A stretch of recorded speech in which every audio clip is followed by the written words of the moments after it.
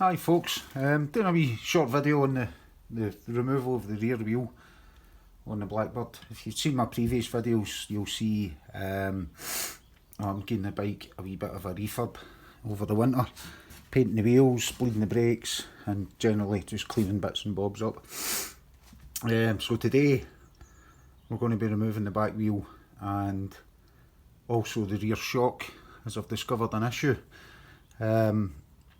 Just getting ready for this video.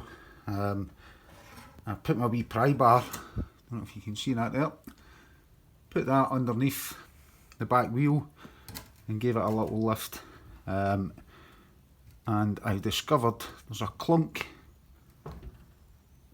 as you might be able to hear there. So obviously there's a bit of movement in something, and that shouldn't be there. It should be absolutely solid. So what I did was I took the rear cowling off, the rear frame, as you can see there.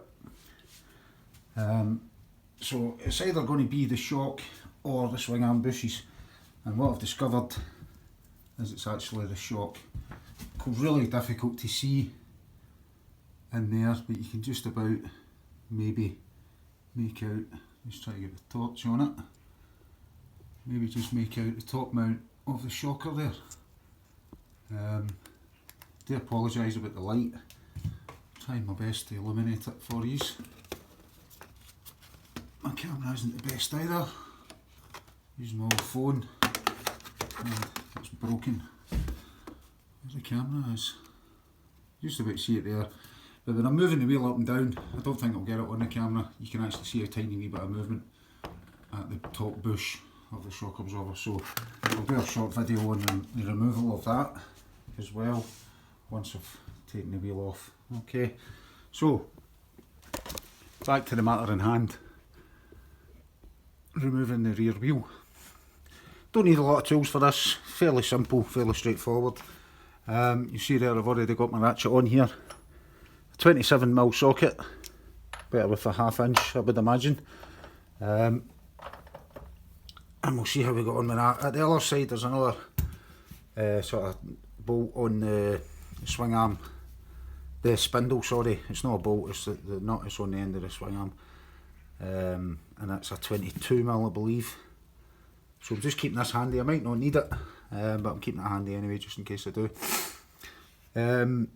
Again, very straightforward. The rear caliper is actually on some kind of bracket thing that slots into the swing arm there, so you don't really need to take any nuts or bolts off.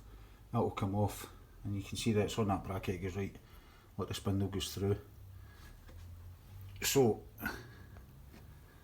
we'll just make a wee start on that. Okay, again, very straightforward, but if somebody gets something from it then all the better. 27mm socket, there she goes. Let these off.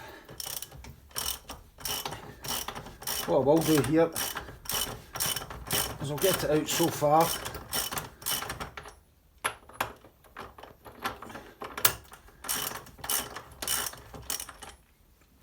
get the bolt so it's over the edge of the threads. I'll get my wee rubber mallet, start knocking that through it. There we go, take it off another couple of wee threads, hit it through again, and the same again. I think that's as far as we're going to get with that one. So we'll just take this completely off now, put it on another wee thread actually, get another couple of wee hits at it there. There we go. So that's got the spindle started. So all I'm going to do now, as you'll see,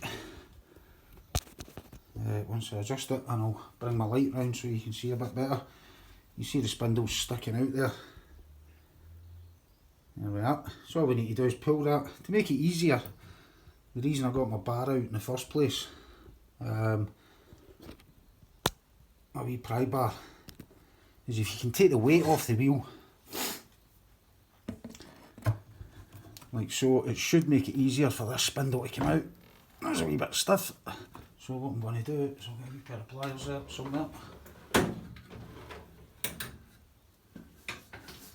See, a waterproof pliers should do the job.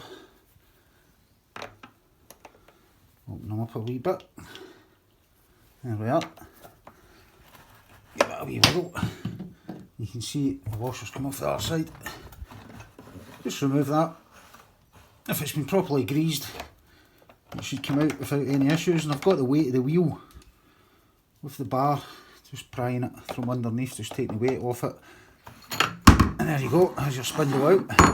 Set that down here. I'll put a glove on for the chain.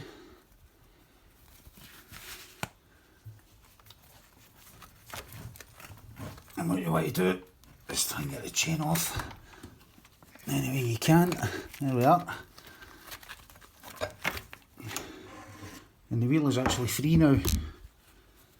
So, I'll just put the other glove on so you get my hands dirty. The wheel should just pull right out of there. You'll see the spacers, obviously. So we want to